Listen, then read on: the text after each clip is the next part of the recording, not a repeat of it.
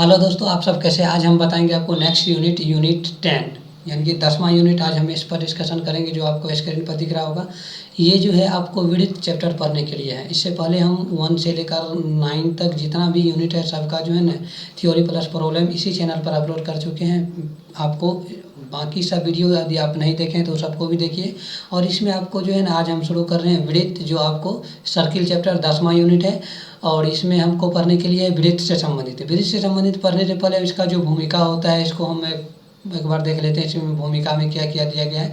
भूमिका में आपको देखिए इसमें है जो आपने कक्षा 9th में यानी कि 9th में पढ़ा होगा कि वृत्त एक तल के उन बिंदुओं का समूह होता है जो एक नियत बिंदु यानी कि केंद्र से अचर दूरी, यानी कि एक अचर मतलब होता है कांस्टेंट, कुछ कांस्टेंट दूरी यानी कि त्रिज्या पर होते हैं। आपने वृत्त से संबंधित अवधारणाओं जैसे जीवा, वृत्तखंड, त्रिज्यखंड, चाप आदि के बारे में भी पढ़ा है। और आइए एक तल में स्थित एक वृत्त पर स्थित एक रेखा की विभिन्न स्थितियों पर विचार करें। मान लीजिए कोई एक वृत्त है और इस से स्थिति कितनी जो विभिन्न रेखाएं हो सकती है उसकी स्थिति पर आज हम विचार करेंगे। तो चलते हैं, वीडियो को आगे बढ़ाते हैं और इसमें देखते हैं वृत्त सर्किल क्या होता है। फर्स्ट ऑफ ऑल वृत्त, यदि हम सर्किल शुरू किए हैं तो पहले इसका जो है ना हम डिफिनेशन से शुरू करेंगे जो वृत्त क्या होती है। सबसे बेसिक है जो आप किसी भी चीज़ को पढ़ें तो वो क्या होता है उसके बारे में पहले हम जानने का प्रयास करेंगे। तो वृत्त यानी कि सर्किल क्या होता है। वह घिरा हुआ तल, मान लीजिए कोई एक घिरा हुआ तल होना चाहिए। वह घिरा हुआ तल जो एक निश्चित बिंदु से हमेशा समान दूरी पर हो। मान लो एक जो है पॉइंट है, उस पॉइंट से कोई एक घिरा हुआ तल होना चाहिए और उस पॉइंट से एक निश्चित दूरी होना चाहिए। सारे हर एक जगह जो यदि आप देखिएगा तो मान क्या होना चाहिए, बराबर होना चाहिए।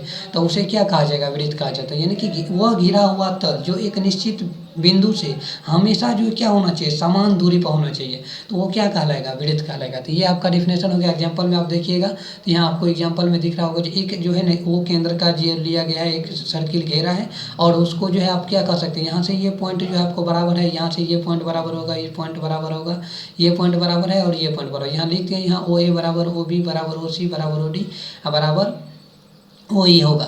यानी कि इस चारों यदि जो भी पॉइंट आपको दिया वो सब क्या है, आपस में बराबर है, तो वो क्या कहलाएगा, वृत्त कहलाएगा। एक निश्चित पॉइंट से वह घिरा हुआ तल जो समान दूरी पर हो उस पॉइंट से, तो वो क्या कहलाएगा, वृत्त कहलाएगा। तो वृत्त से संबंधित कुछ पॉइंट यानी कि इसका जो भाग होता है उसके बारे में हम देख लेते हैं। वृत्त में क्या क्या इंपॉर्टेंस भाग होता है। इसमें देखिए एक केंद्र होता है, एक परिधि और एक त्रिज्या और एक व्यास और जीवा, और भी होता है त्रिज्यखंड, लघु वृत्तखंड होता है, दीर्घ वृत्तखंड होता है, त्रिज्यखंड होता है और ये सब भी होता है। तो पहले हम इस पर केंद्र और परिधि, त्रिज्या, व्यास और जीवा यानी कि ये जो मुख्य भाग है इसके बारे में हम देखेंगे जो ये कहाँ कहाँ होती है। मान लीजिए एक वृत्त हम सर्किल यहाँ ड्रॉ किए हुए हैं। इसमें देखिए आपको हम बता रहे हैं, मान लीजिए ये जो है यहाँ से यहाँ तक यदि आप ड्रॉ करते हैं एक फिगर, यहाँ से लेकर यहाँ तक, ये आपको क्या हो जाएगा, ये आपका नाम त्रिज्या आएगा जिसको रेडियस कहा जाता है। क्या कहा जाता है, इसको आप रेडियस लिखिएगा। इसीलिए इसको जो है ना यदि इसका शॉर्ट फॉर्म देखिए तो इसको आर से सूचित किया जाता है। ये तो आपको त्रिज्या हो गया। ये जो घेरा आप देख रहे हैं इसी को क्या कहा जाता है, परिधि कहा जाता है। क्या कहा जाता है, ये आपको परिधि कहा जाएगा जिसको सरकमफ्रेंस कहा जाता है। सरकमफ्रेंस, इसका जो इंग्लिश आप देखिए सरकमफ्रेंस, ये सरकमफ्रेंस होता है। तो इसको हम सी से डिनोट करते हैं। ये तो सरकमफ्रेंस, परिधि का ही दूसरा नाम क्या होता है, आपको परिमिति कह सकता है। क्या कह सकता है, परिमिति कह सकता है।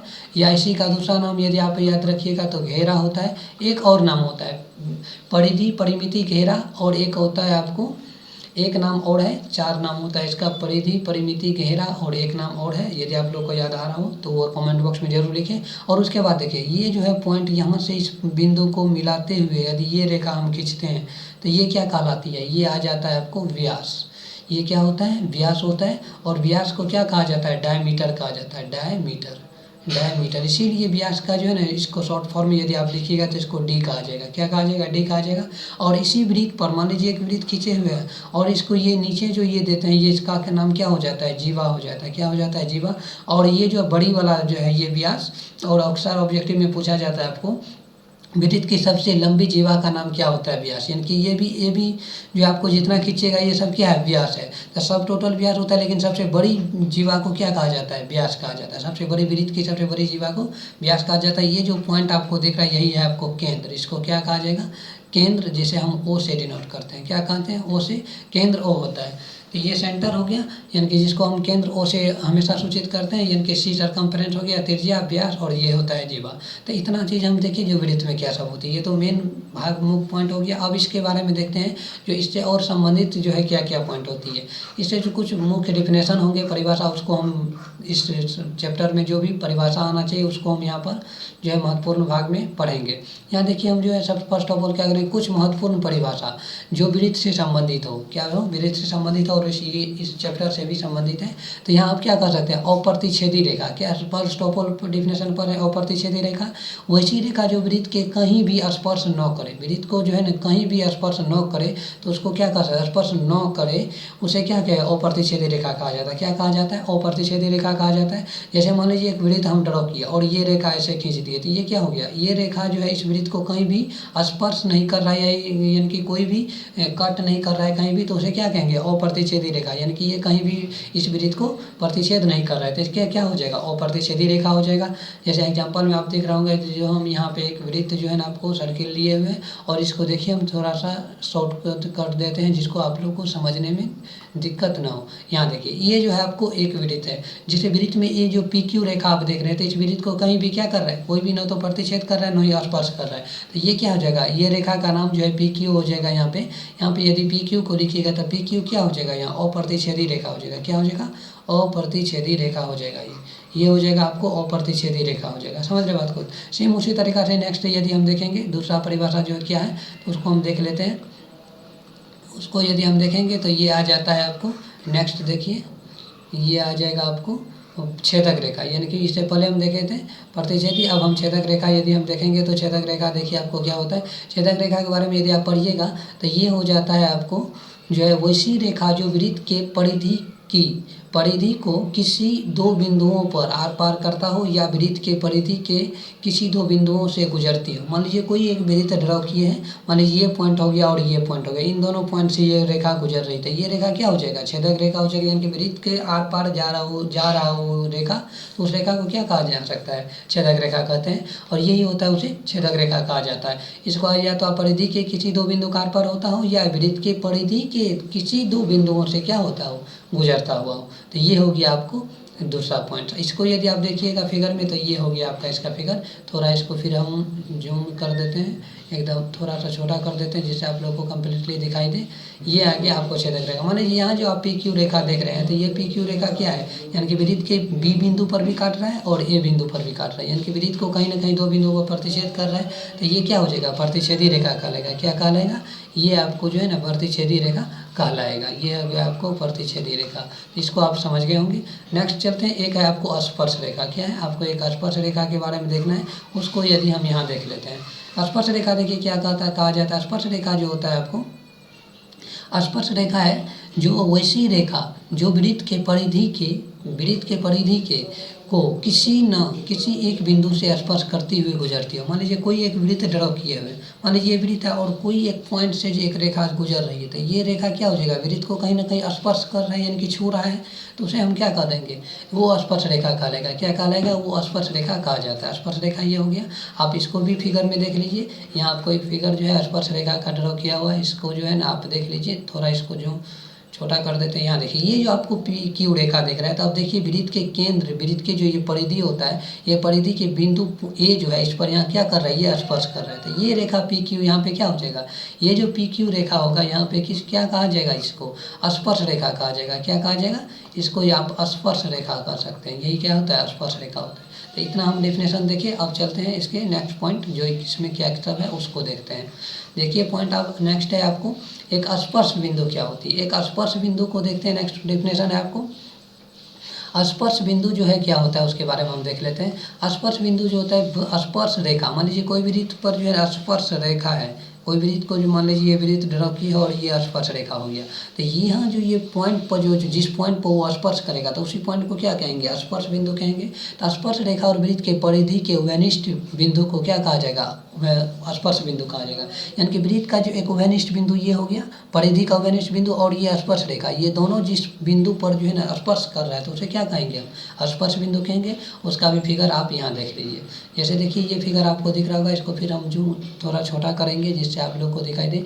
यहाँ देखिए एक स्पर्श रेखा है जो वृत्त को जो है ना क्या कर रहा है, एक पॉइंट पे जो है ना यहाँ बिंदु P पर जो है क्या कर रहा है, स्पर्श कर रहा है, और ये जो है आपको परिधि का भी ये पॉइंट आ गया। तो ये क्या हो गया, इक्वेनिस्ट पॉइंट हो गया, जहाँ क्या कर सकते हैं आपको इसको स्पर्श बिंदु कह सकते हैं। क्या कह सकते हैं, ये होता है आपको स्पर्श बिंदु हो गया, ये आ गया आपको स्पर्श बिंदु। तो अब चलते हैं नेक्स्ट फैक्ट, आप देखिएगा क्या है। एक है आपको, इसको बड़ा कर देते हैं, अभिलंब। ये अभिलंब क्या होता है, अभिलंब जस्ट अभी जो हम पॉइंट देखे थे उसी को क्या बोलेंगे हम, अभिलंब बोलेंगे। देखिए इसमें होता है स्पर्श बिंदु। स्पर्श बिंदु जो अभी जस्ट हम देखे थे, एक वृत्त का जो है, एक वृत्त और उसके स्पर्श पॉइंट, और ये दोनों का वृत्त के परिधि का पॉइंट और ये स्पर्श रेखा का जो पॉइंट होता है, तो दोनों का वेनिस्ट पॉइंट हो जाता है। यही आपको क्या कहलाएगा, ये त्रिज्या से जब इसको लंब डालिएगा यहाँ पे, तो यही क्या कहलाता है, लंब कहलाएगा। ये क्या कहलाएगा, अभिलंब कहलाएगा। जो वो स्पर्श बिंदु पर जो है ना, ये रेखा पर डाला जाए तो समाहित, त्रिज्या को समाहित करना। जहाँ डिफिनेशन से आप देख सकते हैं, स्पर्श बिंदु से त्रिज्या को समाहित करने वाली रेखा को वृत्त के उस बिंदु पर अभिलंब कहा जाता है। क्या कहा जाएगा, उस बिंदु पर अभिलंब कहा जाएगा। स्पर्श बिंदु से, मान लीजिए कोई स्पर्श बिंदु है और उसको यदि त्रिज्या से समाहित किया जाए, त्रिज्या में यदि उस स्पर्श बिंदु को मिलाया जाए, तो वो वृत्त के उस बिंदु पर क्या कहलाएगा, वृत्त के उस बिंदु पर अभिलंब कहा जाता है। इसको भी आप देखिएगा, तो जस्ट आप जो फिगर देखे थे उसी फिगर में इसको अभिलंब को जो है दिखाया गया है। यहाँ देखिए आपको ये अभिलंब देखिएगा, तो ये पॉइंट आपको क्या आ जाता है, अभिलंब आ जाता है। ये क्या आ जाता है, अभिलंब। ये पॉइंट जो आपको दिख रहा था, ये क्या आ जाएगा, ये जो है यही आपको अभिलंब है। ये जो आप रेखा देख रहे हैं, यही रेखा क्या अभिलंब है, जो इस स्पर्श बिंदु और वृत्त के परिधि का जो वेनिस्ट बिंदु है उसको कहा जाता है। ये ही अभिलंब बिंदु हो गया। इस रेखा को क्या कहा जाएगा, अभिलंब कहा जाएगा। क्या कहा जाएगा, यही आपका लिए क्या हो जाएगा, अभिलंब हो जाएगा। समझ रहे बात को, ये हो गया आपके लिए अभिलंब। तो चलते हैं नेक्स्ट पॉइंट। अब इसमें देखिए क्या सब है, उसको देख लेते हैं। इसमें आपको है कुछ याद रखने प्रमुख बातें, इसमें पॉइंट्स फैक्ट्स आपको याद रखना है, जो को आप देख लीजिए। यहाँ पे है आपको जो है ना कुछ याद रखने योग्य बातें पर यदि हम बात करेंगे, याद रखने कुछ महत्वपूर्ण बातें, तो वृत्त के किसी एक बिंदु से एक और केवल एक स्पर्श रेखा खींच सकते हैं। मान लीजिए वृत्त पर जो है ना एक बिंदु, यदि वृत्त पर कोई एक बिंदु आप लेते हैं, मान लीजिए एक बिंदु ले लीजिए, इस बिंदु से मात्र एक ही स्पर्श रेखा आप खींच सकते हैं। ये आप बात याद रखिएगा। वैसे वृत्त पर जो है यदि आपको स्पर्श रेखा की बात करें तो स्पर्श रेखा बहुतों खींच सकते हैं। मान लीजिए यहाँ खींच दिए, ये हो गया और ये हो गया, ये हो गया, ये हो गया, यानी कि स्पर्श रेखा जो ये तो छेदक रेखा हो गया। स्पर्श रेखा मतलब यानी कि वृत्त को छूते हुए जा रहा हो, यानी कि मान लीजिए ये हो गया स्पर्श रेखा, और यहाँ देखिएगा तो ये स्पर्श रेखा हो गया, और इस पॉइंट से जाइएगा तो ये स्पर्श रेखा हो जाएगा। ये देखिए, यानी कि स्पर्श रेखा बहुतों खींच सकते हैं, लेकिन एक बिंदु से केवल एक ही रेखा खींचा जा सकता है। यहाँ पॉइंट आप लोग याद रखिएगा, एक बिंदु से केवल एक रेखा खींचा जा सकता है, एक और केवल एक स्पर्श रेखा खींच सकते हैं, बस इस बात को याद रखिए। नेक्स्ट पॉइंट देखिए, ये पॉइंट याद रखना है, वृत्त, एक वृत्त जो अनंत बिंदुओं में, एक वृत्त में कितने बिंदु होते हैं, अनंत बिंदु होते हैं। मान लीजिए बिंदु का बिंदु देते देते इतना बिंदु यदि आप इसको देखिएगा तो कितना बिंदु आ जाता है, यानी कि अनंत बिंदु, इसको आप काउंट नहीं कर सकते हैं। यानी कि पूरा जो इसको बिंदु यदि आप काउंट कीजिएगा तो ये क्या हो जाएगा, एक बहुतों बिंदुओं का क्या होता है, समूह होता है। वृत्त जो होता है एक बिंदुओं का समूह होता है, यानी कि उसमें अनंत बिंदु होते हैं। आपसे पूछ सकता है क्वेश्चन ऑब्जेक्टिव में, जो वृत्त में कितने बिंदुएं होते थे, वो आप लोग याद रखिएगा। वृत्त में जो है अनंत बिंदुएं होते हैं। कितने बिंदुएं होते हैं, अनंत बिंदुएं होते हैं। और नेक्स्ट फैक्ट देखिए आपको 3 नंबर, ये देखिए आपको है, एक वृत्त की असंख्य स्पर्श रेखाएं हो सकती है। कितना हो सकती है, असंख्य, यानी कि इसको आप अनंत भी कर सकते हैं। क्या कह सकते हैं, ये आपको अनंत भी कर सकते हैं, ये हो जाएगा अनंत, या जो है आप वो असंख्य भी कर सकते हैं, यानी कि अनंत रेखाएं आप खींच सकते हैं इस पर, यानी कि जितनी है समानांतर जो है ना एक से अधिक खींच सकते हैं रेखा वृत्त पर। सिर्फ यदि सिर्फ वृत्त कह रहा है उस पर, यदि वृत्त पर एक बिंदु यदि आपको कह दे तो वो बिंदु आपके लिए क्या हो जाएगा, सिर्फ एक ही स्पर्श रेखा खींचा जाएगा। ये बात याद रखिएगा, समझ रहे बात को। ये हो गया आपको स्पर्श रेखाएं। और ये बात याद रखिएगा, नेक्स्ट पॉइंट है आपको, एक वृत्त के 2 समांतर स्पर्श रेखाएं हो सकती है। मान लीजिए एक वृत्त के कितने समांतर स्पर्श रेखा थे, 2 हो गए।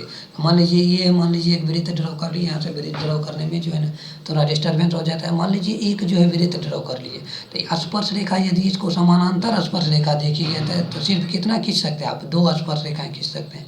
मान लीजिए ये दोनों क्या हो गया, स्पर्श रेखा है लेकिन क्या है, समानांतर है। तो ये पॉइंट आप लोग याद रखिएगा, जो एक वृत्त की 2 समांतर स्पर्श रेखाएं खींच सकते हैं, समांतर खींचिएगा। मान लीजिए ऐसे ऐसे भी आप खींच सकते हैं, तो ये दोनों आपके लिए वृत्त के लिए क्या हो जाएगा, समानांतर होगा और स्पर्श रेखा हो जाएगा। तो ये लिए आपके लिए क्या हो जाएगा, ये समानांतर और स्पर्श रेखा हो जाएगा। ये बात आप लोग याद रखिएगा। नेक्स्ट फैक्ट देखिए आपको है, अब चलते हैं एक प्रमेय जो है इसमें 10.1 में एक प्रमेय है, उसको हम देख लेते हैं। प्रमेय क्या कहता है? प्रमेय आपको कह रहा है ये वृत्त के किसी बिंदु पर स्पर्श रेखा जो होता है, स्पर्श बिंदु से जाने वाली रेखा जो है त्रिज्या पर क्या होती है? लंब होती है। त्रिज्या पर लंब होती है। स्पर्श रेखा मान लीजिए एक वृत्त जो है आप खींचे हुए और ये जो है तो ये स्पर्श रेखा मान लीजिए यहाँ खींच दिए, ये जो है त्रिज्या से जाने वाली ये क्या हो जाती है? स्पर्श बिंदु पर ये क्या हो जाती है? लंब हो जाती है। यही आपको प्रूफ करना है। मान लीजिए ये जो आप त्रिज्या से इस स्पर्श बिंदु पर पॉइंट खींचते हैं तो ये क्या होता है? लंब होता है। यही आपको क्या करना है? प्रूफ करना है, साबित करना है। ये आपको प्रमेय है, याद भी रखना है। क्या होता है? वृत्त के किसी बिंदु पर, वृत्त से किसी बिंदु पर स्पर्श रेखा जो होती है, स्पर्श रेखा से स्पर्श बिंदु से जाने वाली त्रिज्या पर क्या हो जाती है? स्पर्श बिंदु से जाने वाली त्रिज्या यदि हम करेंगे, जाने वाली त्रिज्या पर क्या हो जाती है? वो लंब होती है। ये आपको प्रूफ करना है। तो चलिए इसके हम प्रूफ पर देखते हैं। फर्स्ट ऑफ ऑल क्या करेंगे हम, जो आपको दिया हुआ है एक जो दिया हुआ लिखेंगे, दिया हुआ है ओ केंद्र वाला एक वृत्त है जिसमें आपको एक स्पर्श बिंदु P आप यहाँ लेना है। स्पर्श बिंदु क्या लीजिए? P पर स्पर्श रेखा XY दी गई है। मान लीजिए ये XY एक रेखा लिया गया है जो क्या कर रहा है? बिंदु यानी कि बिंदु P पर जो है वृत्त O केंद्र वाले वृत्त को स्पर्श कर रहा है। तो आपको सिद्ध करना है कि OP लंब है किस पर? XY पर। OP लंब है XY पर। ये आपको प्रूफ करना है। इसमें थोड़ा हम रचना करते हैं। रचना में आप देखिए क्या किए हैं। रचना में स्पर्श रेखा जो XY पर एक बिंदु Q लेते हैं। मान लीजिए स्पर्श रेखा जो ये था इस पर बिंदु Q लिए हैं, जो वृत्त के बाहर होता है, वृत्त के कहाँ है? बाहर है, और O से Q को मिला देते हैं। ये जो केंद्र O है उसको Q से मिला देते हैं। ये आपको रचना में करना है। इसको प्रूफ करने के लिए ये आपको रचना करना है। जो XY जो एक स्पर्श रेखा है उस पर एक पॉइंट कहाँ लेना है? बाहर में लेना है Q, और Q पॉइंट को हम O से मिला देंगे। तो ये हम रचना कर लिए। अब देखिए चलते हैं इसके प्रूफ पर। देखिए इस पर जो है आप देखिएगा, यदि बिंदु Q को वृत्त के अंदर लिया जाए, यदि वृत्त के अंदर यदि Q को लिया जाएगा तो वो देखिए कि अभी लिया जाए तो XY जो है ना, ये आप देखिएगा वृत्त के अंदर यदि आपको लिया जाएगा तो ये हो जाएगा आपको रेखा, वृत्त के छेदक रेखा हो जाएगी। मान लीजिए XY, मान लीजिए इस रेखा को यदि अंदर लेते हैं तो ये रेखा कहाँ आ जाएगा? ये रेखा जो है जो आपको ऐसे आ जाएगी, मान लीजिए ऐसे करके आ जाएगा। तो ये रेखा जो स्पर्श रेखा आपको नहीं हो जाएगा, क्या हो जाएगा? ये छेदक रेखा हो जाएगा। तो इसीलिए यदि Q पॉइंट को यदि उधर खिसकाया जाए, वृत्त के अंदर लिया जाए तो ये क्या हो जाएगा? XY जो रेखा जो स्पर्श रेखा के फॉर्म में है वो क्या हो जाएगा? छेदक रेखा के फॉर्म में आ जाएगा। वृत्त को जो है दो बिंदुओं पर क्या करेगा? प्रतिच्छेद कर देगा। तो वह क्या हो जाएगा? वो स्पर्श रेखा नहीं होगा। वो क्या हो जाएगा? जो और वह वृत्त की स्पर्श रेखा नहीं होगा। वो क्या हो जाएगा? स्पर्श रेखा नहीं होगा। तो इसलिए हम क्या करेंगे? तो अतः स्पर्श रेखा जो होती है आपको, अतः स्पर्श रेखा XY पर बिंदु P के अलावा कोई भी बिंदु लिया जाए तो वह बिंदु से बना रेखा OP से बड़ा हो जाएगा। मान लीजिए OP से क्या हो जाएगा? बड़ा हो जाएगा। मान लीजिए कोई भी पॉइंट यदि आप यहाँ लेते हैं, यहाँ देख लीजिए, मान लीजिए ये रेखा जो आपको बिंदु P के अलावा कहीं भी लीजिएगा, मान लीजिए यहाँ लीजिएगा तो ये रेखा और यहाँ से कीजिएगा तो क्या हो जाएगा? ये OP से क्या हो जाएगा? बड़ा हो जाएगा। मान लीजिए यहाँ लेते हैं या कहीं भी लीजिएगा तो ये OP रेखा जो होता है, OP से जो कोई भी रेखा यदि P बिंदु के अलावा कहीं भी आप लेते हैं तो वो क्या हो जाएगा? OP से हमेशा हो जाएगा बड़ा। तो उसी को यदि आप मैथमेटिकल टर्म में लिखिएगा तो ये क्या लिखाएगा? अर्थात यहाँ देखिए आपको आ जाएगा OQ जो है ग्रेटर देन OP। मान लीजिए ये जो रेखा आपको दिख रहा है तो वो क्या हो जाएगा? ये जो OP जो रेखा दिया हुआ है इससे ये रेखा क्या हो जाएगा? बड़ा होगा, क्योंकि ये जो न्यूनतम दूरी हो गया वृत्त के केंद्र से ये स्पर्श बिंदु का जो स्पर्श पॉइंट है तो वो क्या हो जाएगा? सबसे न्यूनतम दूरी होता है। तो वो इधर मान लीजिए यहाँ लीजिएगा, यहाँ भी पॉइंट लेते हैं तो वो पॉइंट क्या हो जाएगा? OP से बड़ा होगा। इधर लीजिएगा तो OP से क्या हो जाएगा? बड़ा हो जाएगा। तो अतः हम कह सकते हैं कि ये OQ ग्रेटर देन OP हो जाएगा। तो अतः हम कह सकते हैं कि स्पर्श रेखा जो होता है ये XY जो स्पर्श रेखा है, स्पर्श रेखा पर स्थित बिंदु P केंद्र O जो है O से अन्य बिंदुओं की अपेक्षा न्यूनतम दूरी पर है। यानी कि ये जो है सबसे न्यूनतम दूरी पर है। यानी कि वो ये रेखा जो आपको है ये OP, कोई भी रेखा यदि आप OP की रेखा के अलावा कोई भी रेखा इधर आप लेते हैं, इधर कहीं भी लेते हैं तो वो रेखा सब रेखा से जो ये OP रेखा क्या हो जाएगा? सबसे न्यूनतम दूरी पर होगा। तो अतः हम लिख सकते हैं OP जो है बिंदु P पर क्या है? लंब है, अपेक्षा न्यूनतम दूरी है। इसीलिए ओपी रेखा एक्स वाई पर क्या होता है, लंब होता है। ओपी रेखा क्या हो जाएगा, एक्स वाई पर लंब होती है। यही तो आपको क्या करना था, प्रूफ करना था। तो लंब जो होता है कोई भी लंब जो रेखा होती है, मान लीजिए डायरेक्ट ये लंब हो गया, मान लीजिए यहाँ से थोड़ा सा भी यदि आप इसको टेढ़ा कीजिएगा, यदि इस पॉइंट से लेकर थोड़ा सा भी इधर यदि आप करते हैं तो वो क्या हो जाएगा, लंब नहीं होता है। लंब मतलब होता है जो कोई भी रेखा पर डायरेक्ट 90 डिग्री पर गिरा हो तो वो क्या होता है, उस रेखा पर वो रेखा जो है, जो जिस रेखा को हम उस रेखा पर गिरा रहे हैं तो वो क्या हो जाता है, लंब होता है। तो लंब होने के लिए सबसे न्यूनतम दूरी होता है, जिस पॉइंट से आप गिरा रहे हैं तो वो पॉइंट क्या होना चाहिए, सबसे कम होना चाहिए, यानी कि सबसे न्यूनतम दूरी होता है वो क्या होता है, लंब होती है। तो इसीलिए ओपी रेखा जो है क्या हो जाएगा, एक्स वाई पर लंब हो जाएगा। तो यही आपको क्या करना था, प्रूफ करना था।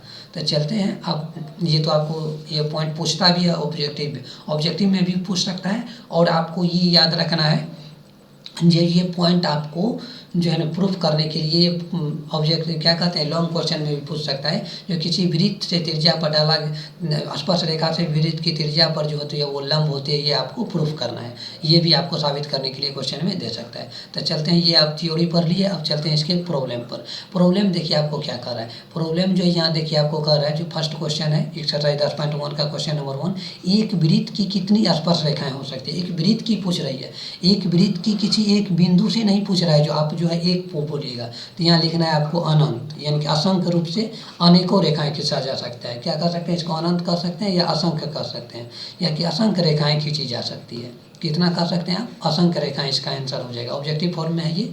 अब देखिए कुछ जो है आपको क्या है, आपको जो है दिया गया रेखा जो है ना रिक्त स्थान को पूर्ति करना है। क्वेश्चन नंबर 2 देखिए आपको कर रहा है रिक्त स्थानों की पूर्ति कीजिए, रिक्त स्थान की पूर्ति कीजिए। तो फर्स्ट क्वेश्चन आपको देखिए क्या दिया हुआ है, ये आपको दिया हुआ है किसी वृत्त की स्पर्श रेखा उसे डैश बिंदुओं पर प्रतिच्छेद करती है।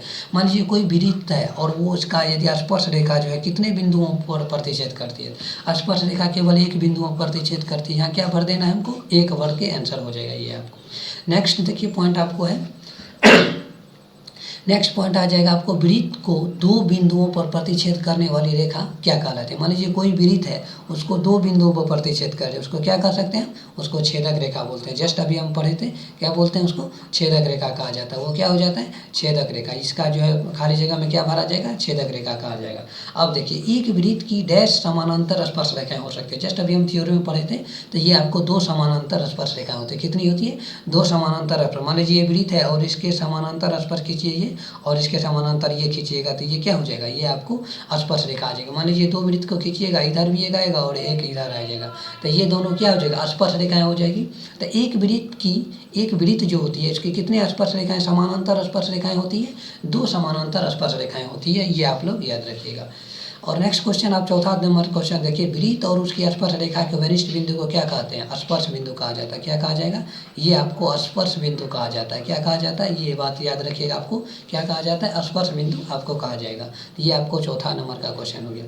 अब देखते हैं एक जो है आपको तीसरा क्वेश्चन, वो एक का 2 का 4 नंबर था। तीसरा क्वेश्चन देखिए आपको क्या कह रहा है। तीसरा क्वेश्चन ये है, एक ऑब्जेक्टिव दिया हुआ है 5 सेंटीमीटर त्रिज्या वाले एक वृत्त जो है बिंदु P पर स्पर्श रेखा पी क्यू केंद्र O से जाने वाली एक रेखा के बिंदु Q पर इस प्रकार मिलती है कि ओ क्यू का मान दे दिया है आपको कितना, 12 सेंटीमीटर। तब पी क्यू की लंबाई आपको ज्ञात करना है। एक 5 सेंटीमीटर त्रिज्या का वृत्त खींचा हुआ है, जो देखिए आपको यहाँ खींचा हुआ है 5 सेंटीमीटर त्रिज्या का जो एक वृत्त आपको खींच दिए हैं, तो वो जो है 5 सेंटीमीटर बिंदु P पर क्या कर रहा है, स्पर्श रेखा खींच रहा है। स्पर्श रेखा आपको दिया हुआ है, ये स्पर्श रेखा जो है आपको है, ये आपको क्या बिंदु P पर क्या कर रहा है, स्पर्श कर रहा है। तो OP यहाँ पे जो आपको OQ का मान दिया हुआ है कितना, 12, ये आपको 12 सेंटीमीटर दे दिया है। और आपको ये त्रिज्या जो है आपको 5 सेंटीमीटर त्रिज्या दिया हुआ, कितना दिया हुआ है, ये आपको जो मान दे दिया है 5 सेंटीमीटर। कितना दे दिया है, ये आपको 5 सेंटीमीटर दे दिया है। अब आपको क्या मांग रहा है, यहाँ पे आप लंबाई देखिएगा तो पी क्यू की लंबाई मांग रहा है, तो आपको ये लंबाई मांग रहा है। तो आप त्रिक भी यदि आप जानते हो तो 5, 12 और 13 होता है, तो ये आपको क्या आ जाएगा, 13 आ जाएगा। लेकिन इसको हम सॉल्व करके देखते हैं जो कैसे होगा। ट्रिक आप याद रख दें। यहाँ आप देखेंगे जो एक वृत्त दिया हुआ है और इसको यदि आप ये कर्ण हो गया और ये आपको लंब है, तो ये क्या हो जाएगा, आधार स्क्वायर। आधार बराबर क्या होता है, रूट अंडर कर्ण स्क्वायर माइनस लंब स्क्वायर। तो ये ओ क्यू का मान कितना दिया हुआ, ओ क्यू का मान आपको जो है 12 दिया हुआ है। 12 का दिया आप स्क्वायर करते हैं, माइनस ये आपको 5 का स्क्वायर आ जाएगा। तो 12 का स्क्वायर क्या आ जाएगा, ये 12 का स्क्वायर आ जाएगा आपको 144। 144 में से यदि हम 25 घटाएंगे तो क्या आ जाएगा, 100, ये आ जाएगा आपको, सॉरी ये 13 नहीं आएगा यहाँ पे, ये 12 दिया हुआ है। तो ओ क्यू आपको कर्ण स्क्वायर हम में से यदि ये 25 हम घटाएंगे तो ये आ जाएगा रूट अंडर में, यहाँ आ जाएगा आपको 14 में से 5 जाएगा 9, यहाँ बच जाएगा आपको कितना 13, ये 3 में से 2 जाएगा 1, और ये रूट अंडर 119, ये विकल्प आपको आ जाएगा डी नंबर का आएगा। ये आपका आंसर, ये 13 नहीं होगा, ये त्रिक पर आधारित नहीं था, ये आप लोग याद रखिएगा। ये पॉइंट आपको बी ऑप्शन नहीं होगा, ये यहाँ पर ऑप्शन नंबर आ जाएगा आपको डी। ये क्या निकल के आ जाएगा, ऑप्शन नंबर डी इसका आंसर हो जाएगा। क्वेश्चन नंबर 3 का ये आप देख लिए आंसर, ये आपको दिया हुआ था और यहाँ से हम क्या किए हैं, पी क्यू का मान जो आपको निकालना था वो आप निकाल लिए। चलते हैं इस वीडियो का लास्ट क्वेश्चन है, आपको जो है ना एक वृत्त जो है उस वृत्त से आपको कह रहा है जो एक वृत्त खींचिए, मान लीजिए एक वृत्त खींचे हुए हम और उसको 2 दी गई रेखा के समानांतर 2 ऐसी रेखाएं खींचिए कि उनमें से एक जो है क्या हो, स्पर्श रेखा हो और दूसरी छेदक रेखा हो। मान लीजिए कोई एक जो वृत्त आपको दिया हुआ है उसको एक रेखा दिया, इसके समानांतर एक ऐसी रेखा खींचना है जो क्या होना चाहिए, एक स्पर्श रेखा होना चाहिए, दूसरा क्या हो जाना, छेदक रेखा होना चाहिए। ऐसे आप खींच दीजिए, बस यही करने के लिए आपको कह रहा है। यानी कि एक वृत्त आप खींचिए और उस वृत्त को दी गई रेखा, मान लीजिए एक रेखा आपको दिया तो उसके समानांतर 2 ऐसी रेखा खींचिए जो क्या होना चाहिए, एक वृत्त को स्पर्श करते हुए जा रहा हो, यानी कि एक स्पर्श रेखा हो, दूसरी क्या करता हो, छेदक रेखा, यानी कि 2 बिंदुओं पर प्रतिच्छेद करता हो। तो मान लीजिए ये आपको एक स्पर्श रेखा खींचा हुआ है और इसको जो एक स्पर्श रेखा खींचेंगे तो इसके लिए क्या हो जाएगा, एक पॉइंट ये हो जाएगा, ये आपके लिए क्या हो जाएगा, छेदक रेखा या स्पर्श रेखा हो जाएगा। इसको आप लिख दीजिएगा क्या, स्पर्श रेखा हो गया ये। और इसके समानांतर एक रेखा ऐसे खींचिए, यानी कि दोनों क्या होने, समानांतर होना चाहिए, एक रेखा ऐसे खींच दीजिए तो ये भी आपको क्या हो जाएगा, ये हो जाएगा आपको छेदक रेखा हो जाएगा। यानी कि इसी रेखा के जो समानांतर हम खींचे हैं, जो रेखा आपको दिया गया था, ये रेखा आपको दिया, इसके लिए ये समानांतर ये हो गया, इसके समानांतर ये हो गया, एक रेखा स्पर्श रेखा हो गया, एक छेदक रेखा हो जाएगा। आप ऐसे भी इसको बना सकते थे, एक वृत्त खींच दिया है, मान लीजिए एक रेखा ये आपको खींचा हुआ है, थोड़ा इस पर टेढ़ा हो जाता है यहाँ पे जो है, और इसके समानांतर यदि आप खींचिएगा तो एक रेखा ये हो जाएगा, शायद यहाँ पे जो बैठ नहीं रहा है। यहाँ देखिए, मान लीजिए एक वृत्त खींच दिए हैं और इस पर जो है ये आप रेखा खींचिएगा तो ये स्पर्श रेखा हो जाएगा। मान लीजिए इस रेखा के समानांतर आप खींचे हैं, इस रेखा के समानांतर खींचिएगा तो ये क्या हो जाएगा, एक छेदक स्पर्श रेखा हो जाएगा, और ये जो खींचिएगा तो ये क्या हो जाएगा, आपको जो हो जाएगा छेदक रेखा हो जाएगा। तो यही 2 रेखा आपको खींचने के लिए कह रहा था इस क्वेश्चन में। तो ये क्वेश्चन आपको एक्सरसाइज जो है ना आपको 10.1 कंप्लीट हो गया और 10.2 में हम नेक्स्ट जो है वीडियो में लेके आएंगे 10.2, जो उसमें कुछ लंबा प्रॉब्लम भी है, उस पर हम डिस्कशन करेंगे। जो रहे इस चैनल के साथ और हमेशा मुस्कुराते रहे, खुश रहे और आगे बढ़ते रहे, पढ़ते रहे, और इस चैनल पर जो नए जुड़े हैं चैनल को सब्सक्राइब करें और अपने दोस्तों में भी शेयर करें। Thank you so much for this watching.